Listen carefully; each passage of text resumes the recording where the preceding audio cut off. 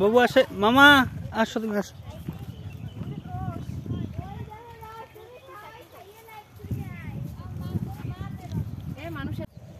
বন্ধুরা, প্রচন্ড বাতাস, খুব পরিমাণে বাতাস, যেরকম বাতাস সেরকম ঠান্ডা, প্রচুর ঠান্ডা। এই দেখেন,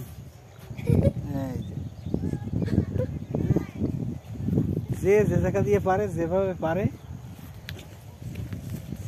সবাই সুযোগ নেয়।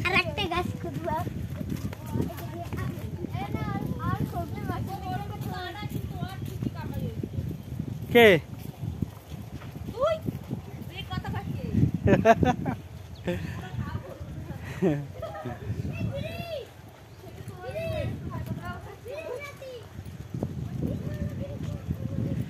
তোকে কত সুন্দর একটা জায়গায় আছি, সামনে দেখবি একদম ওই যে ওই দেখ কত সুন্দর একটা পার্কের মতো। হ্যাঁ দেবো, সমস্যা নেই, ধরুন মুগুর লইল মু।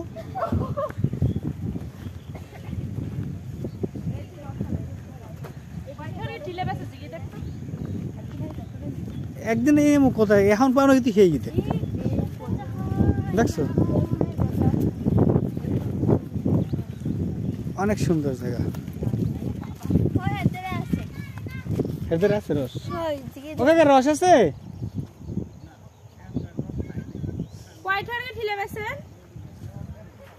100 টাকা,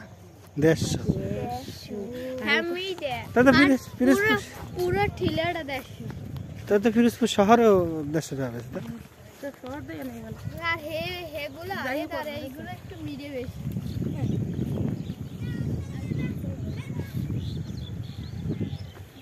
অবশেষে আমরা আমাদের সুন্দর জায়গায় চলে আসছি। এখন আমরা এখানে বসে ড্রোন ফ্লাই করব। সামনে যতদূর চোখ যায় শুধু মাঠ আর মাঠ, মাঠের মাঝখান দিয়ে যে সরু খালটি বয়ে গেছে, এই খালটির পানি হচ্ছে এখানকার ফসলের জন্য খুবই উপকারী। আর এই একটি মাত্র খাল ছাড়া এখানে ফসলে পানি দেওয়ার মতো আর দ্বিতীয় কোনো রাস্তা নেই। তো যাই হোক, এখানকার পরিবেশ দেখাতে গিয়ে আমি একটি কলার ক্ষেত দেখতে পেলাম। দেখেন বন্ধুরা, একদম মাঠের এই প্রান্ত থেকে ওই প্রান্ত পর্যন্ত আমার দেখা জীবনে আমি এই প্রথম এত বড় লম্বা কোনো কলার ক্ষেত, আমাদের বরিশালের ভাষায় যে বলে এত বড় লম্বা আমি দেখতে পাইনি।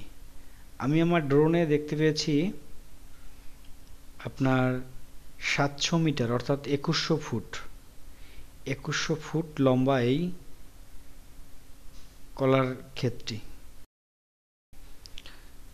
এই মাঠে ধান উঠে গেছে, এখন নতুন সবজির জন্য বা নতুন চাষাবাদের জন্য মাঠটি আবার প্রস্তুত করা হচ্ছে। এখানে এখন চাষ হবে ফুট, তরমুজ, মরমা, শসা, মরিচ, মিষ্টি আলু, মোটামুটি শীতকালীন সব ধরনের সবজির পাশাপাশি চৈত্র বৈশাখ মাসের যে ফলনগুলো যেমন ফুট, তরমুজ, সেগুলো এখানে চাষ হবে। তো যাই হোক, ড্রোন নিয়ে যখন ভিডিও করছি তখন একটু মজা করব না তা তো হয় না।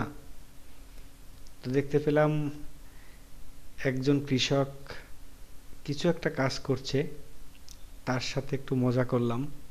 মজা করে আবার সামনে আরেকজনকে দেখতে পাচ্ছেন, সে ড্রোনের শব্দ পেয়ে কিন্তু ঘুরে আসছে, ওনার হাতে একটা কাঁচি আছে, কাস্তে বলে যেটাকে। উনি যদি মারে তাহলে আমার ড্রোন শেষ।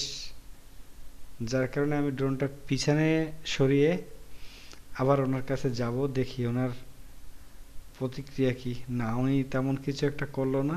উনি বুঝতে পারছে যে কেউ একজন আমার সাথে দুষ্টামি করছে। তো নিচে দেখতে পাচ্ছেন আপনারা, অন্য ফসল ফলানোর জন্য কিন্তু অনেকভাবেই জায়গা প্রস্তুত করা হচ্ছে। তো এখানে অনেকেই এখন ধান কাটছে। তো আমি সবার সাথে একটু মজা করব। মজা করতে করতে দেখি আপনাদেরকে কোনো মজার সঠিক কোনো জিনিস দেখাতে পারি কিনা। আসলে ড্রোন পাঠালে বোঝা যায় না যে ওখানে কি ঘটবে, ঘটার পরেই আশ্চর্য বিষয়গুলা সামনে আসে। তো ওরা দুজনে সম্ভবত মিষ্টি কুমড়া লাগানোর জন্য জায়গা করছে। তো দেখি সামনে আমার কাছাকাছি কিছু লোক ধান কাটছে, ওনাদের কাছে যাব, দেখি ওনাদের প্রতিক্রিয়াটা কেমন হয়। এই যে এক লোকের কাছে দাঁড়ালাম, হ্যাঁ, লোক কাজ বন্ধ করে, ওনার হাতে তো একটা লাঠি আছে নাকি কোদাল, কিনে আবার কোদাল ছুঁড়ে মারে, থাক ভয় পাবে। সামনে নিয়ে যাই। এই যে এইখানে দেখি এরা কি করে। আসলে ড্রোন দিয়ে মানুষকে কি আমাদের বরিশালের ভাষায় যেটা বলে যে মানে উল্লু বানানো একদম কিন্তু সোজা না। অনেকে ভয় পায়, অনেকে রেগে যায়, অনেকে কিছু একটা ছুঁড়ে মারে।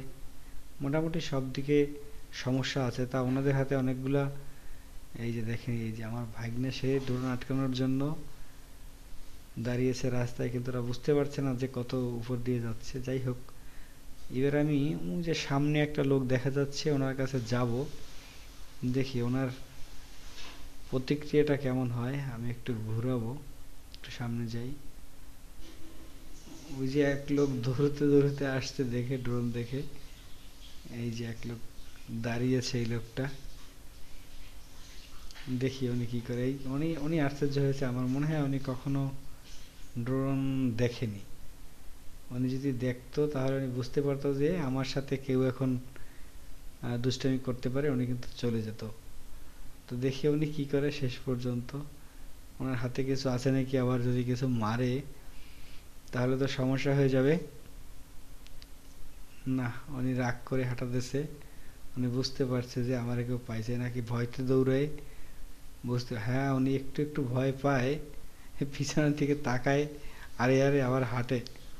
এই যে, তো না, উনি ওনার ভাব ভালো না, উনি কাছি টাছি ছুঁড়ে মারতে পারে। তো যাই হোক বন্ধুরা, ড্রোন দিয়ে অনেক মজা করলাম, আর ভিডিওটা অনেক লম্বা হয়ে গেছে। তো চলুন দেখি এখানে আর কি কি দেখা যায়, একটু নিচ থেকে দেখি। বন্ধুরা, আমরা বেশ অনেক সময় কাটালাম। অনেক সময় কাটানোর পরে এখন আবার ফিরতি পথ ধরলাম। আমরা এই পর্বের ভিডিও এখান থেকেই শেষ করব। যেহেতু সারাটা দিন আজকে আমি এই গ্রামে আছি, তো আমি চেষ্টা করব এই গ্রামের সমস্ত কিছু, সব কিছু আপনাদেরকে দেখানোর। তো সকালবেলা যখন আমরা ঘর থেকে বের হলাম, তখন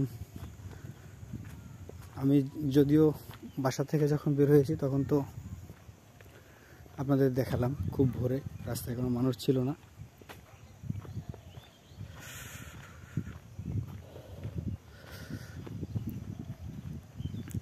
আজকে মোটামুটি সারাটা দিন চেষ্টা করব। দেখেন এই যে তালগাছটা কিন্তু একেবারে যে কোনো সময় ভেঙে যাবে। হ্যাঁ, দেখেন তারপরও জীবিত আছে। সত্যি বলতে গ্রামের এই যে রাস্তাটা দেখতে পাচ্ছেন, এই ধরনের রাস্তায় বিশেষ করে সব সময় একা বা লোকজন নিয়ে হাঁটা চলার একটা মজাই অন্যরকম।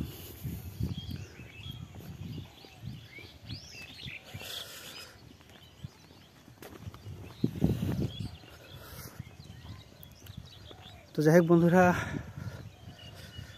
দেখেন আমি ভিডিওটা শেষ করতে গিয়েও শেষ করতে পারছি না। দেখেন কত ছোট একটা খেজুর গাছ, দেখেন এটা দিয়েও নাকি রস হবে।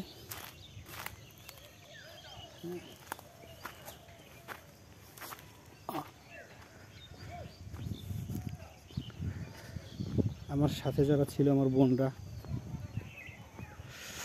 ওরা ওই যে রাস্তায় অনেক দূরে চলে গেছে, আমি এখনো পিছনে।